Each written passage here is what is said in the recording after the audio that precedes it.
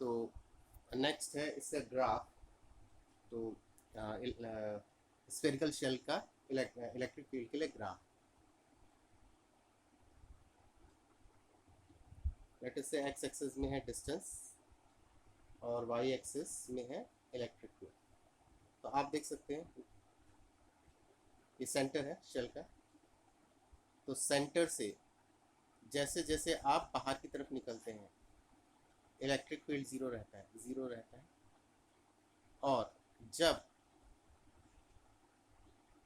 Small r becomes equals to capital R, इसका मतलब जब आप सरफेस पे चले आते हैं तब इलेक्ट्रिक फील्ड मैक्सिमम हो जाता है, कांस्टेंट और मैक्सिमम हो जाता है। This is the E max.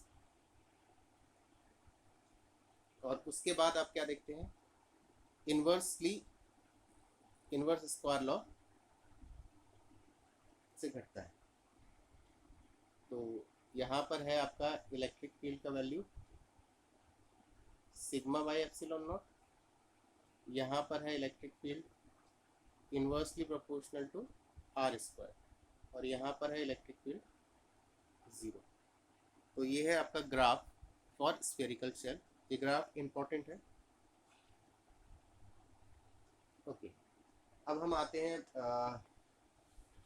Gauss theorem के लास्ट एप्लीकेशन में, जो कि है एक शीट के चलते electric field due to a infinite plane sheet.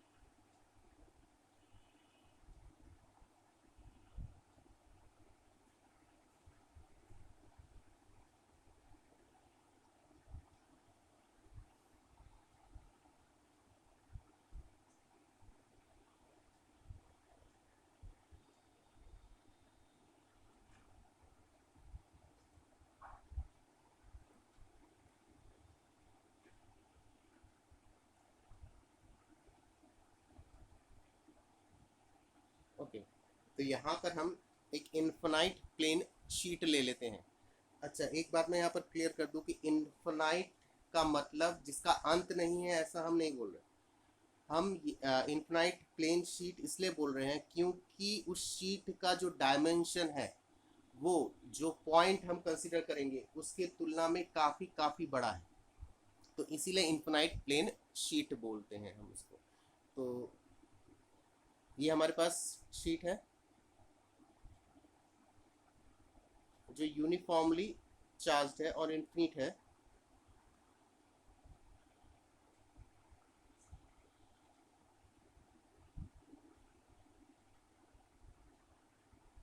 और यहाँ पर हम एक पॉइंट ले रहे हैं पी पॉइंट।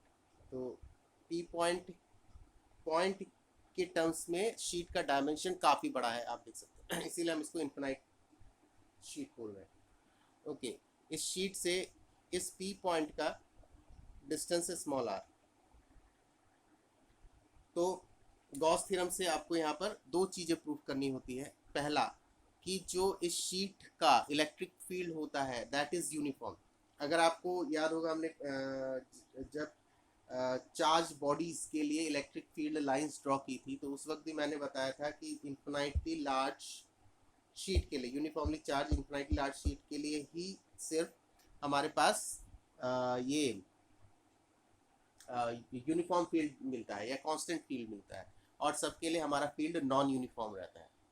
तो ये यहाँ से आपको प्रूव करना पड़ेगा। सेकंड, ये आपको प्रूव करना है कि इलेक्ट्रिक फील्ड जो है वो इस डिस्टेंस के इंडिपेंडेंट होता है, डिस्टेंस के ऊपर नहीं डिपेंड करता। कहने का मतलब आप यहाँ पर पॉइंट ले लीजिए, यहाँ ले लीजिए, यहाँ ले लीजिए, कितनी दूरी पर भी ले लीजिए उस पॉइंट को, इलेक्ट्रिक फील्ड समान रहेगा, कांस्टेंट बना रहेगा। ओके, तो गॉस थ्योरम यूज करने से पहले हम क्या करेंगे, एक गॉसियन सरफेस ड्रॉ करेंगे। तो हमने यहाँ पर एक सिलिंड्रिकल गॉसियन सरफेस ड्रॉ किया है जो पी पॉइंट से पास आउट कर रहा है।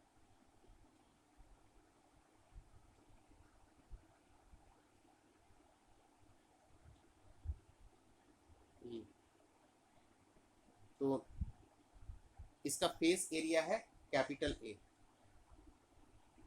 सिलेंडर का एरिया है कैपिटल ए। ओके, तो अगर मैं आपसे ये पूछूं क्या हम गॉस थ्योरम इस्तेमाल कर सकते हैं, तो हमारा आंसर होगा नहीं, नो। क्यों? क्योंकि आप देख सकते हैं कि चार्ज जो है वो एनक्लोज्ड नहीं हुआ, मतलब सेंटर पर नहीं आया इस गॉसियन सरफेस के। ये हमारा गॉसियन सरफेस था, गॉसियन सरफेस के सेंटर पर नहीं आया। कैसे? क्योंकि आप देख सकते हैं सिलेंडर के एंड पर आ गया वो चार्ज। तो इसको हमको क्या करना होगा, वेल एनक्लोज्ड करना होगा, ठीक है, सिमेट्रिक बॉडी के अंदर, मतलब सेंटर पर आना चाहिए। तो इसलिए हम क्या करते हैं, एक सिलेंडर को बैकवर्ड प्रोसीड कर देते हैं। लास्ट में देखिएगा इसका हमको कोई फर्क नहीं पड़ता क्योंकि E is independent of r. तो इसीलिए हम सिलेंडर को थोड़ा बैकवर्ड प्रोसीड कर रहे हैं,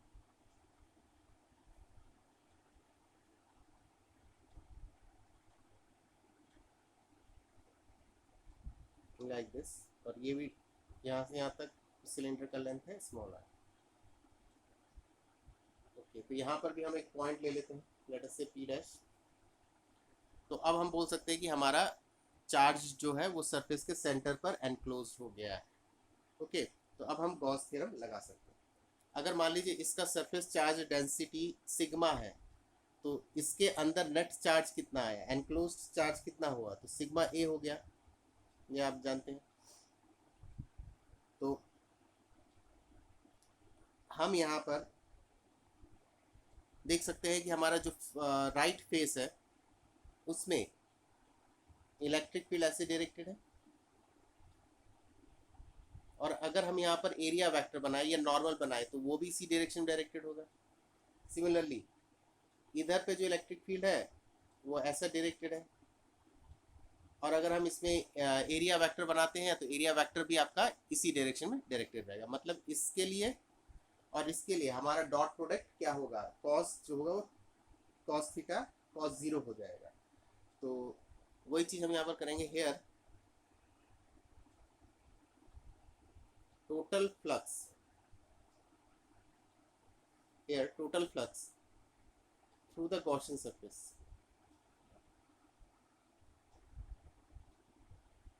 through the Gaussian surface।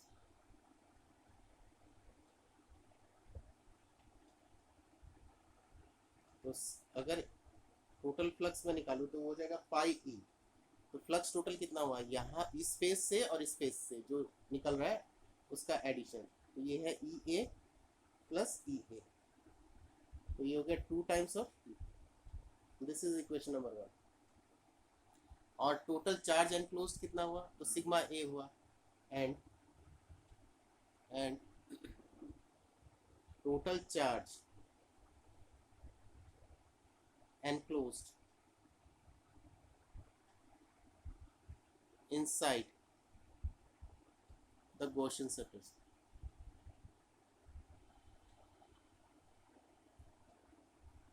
तो टोटल चार्ज हो गया sigma into A, where sigma is the surface charge density.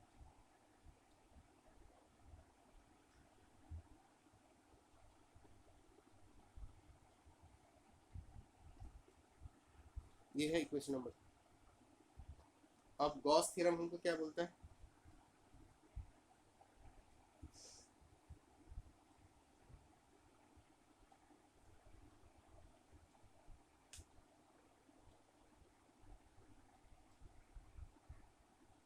Total flux equals to loop integral is equals to Q by epsilon. This is equation number 3। अब ये तीनों को हम combine करेंगे।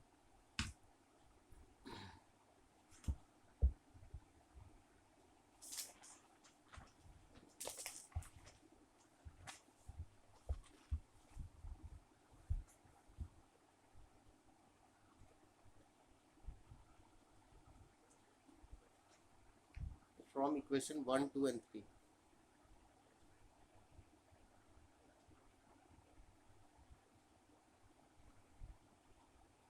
तो 1, 2 और 3 इक्वेशन से हमारे पास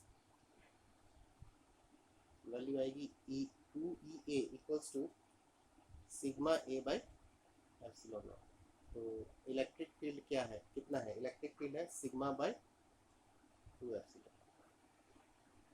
तो आप देख सकते हैं कि एक इन्फिनाइटली लार्ज थिन शीट के चलते, चार्ज शीट के चलते इलेक्ट्रिक फील्ड जो होती है वो यूनिफॉर्म रहती है सिग्मा बाई 2 एप्सिलॉन नॉट, क्योंकि ये आर के ऊपर नहीं डिपेंड कर रहा। तो इसमें 2 पॉइंट्स आपको याद रखना होगा कि अगर आप शीट नेगेटिवली चार्ज लेते हैं तब जो फील्ड होगा वो इनवर्ड डायरेक्टेड होगा, electric field will be inward directed. और अगर आप पॉजिटिव चार्ज शीट लेते हैं तो field will be directed outward. तो ये दो चीजें आप याद रखिएगा। अगेन मैं बोल रहा हूँ कि अगर शीट आप लेते हैं वो पॉजिटिवली चार्ज है तो उसमें इलेक्ट्रिक फील्ड आउटवर्ड डायरेक्टेड होगा। और अगर मान लीजिए आप शीट नेगेटिव लेते हैं, मतलब इसमें सिग्मा इज ग्रेटर देन 0 और इसमें sigma is greater than less than 0, तो नेगेटिव है, तो इसका मतलब जो फील्ड होगा इलेक्ट्रिक फील्ड वो इनवर्ड डायरेक्टेड होगा।